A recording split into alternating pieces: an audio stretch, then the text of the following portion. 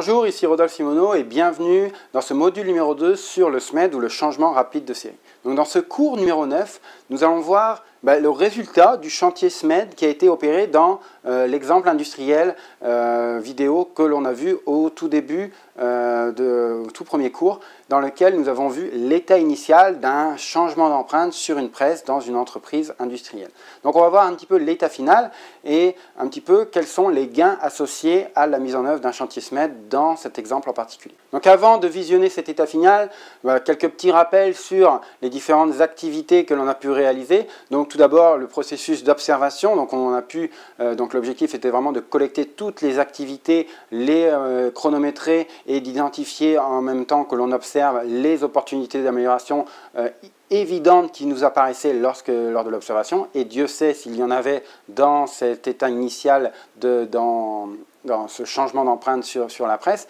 Et par la suite, ça a été de séparer les activités internes et les activités externes, donc identifier les activités qui pouvaient se faire lorsque l'équipement était en production. Donc on a vu notamment la préparation de la machine en amont, mieux préparée à la fin de la production précédente de manière à rapidement être en mesure de commencer le changement de série plutôt que de préparer l'équipement.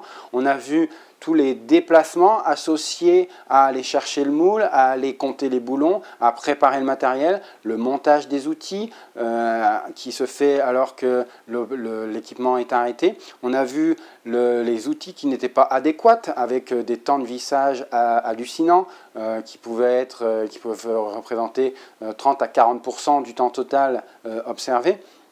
On a vu le fait que l'encombrement de la machine permettait de travailler à plusieurs et donc réaliser certaines activités en parallèle, des tâches administratives qui pouvaient être réalisées en dehors du temps d'arrêt de la machine.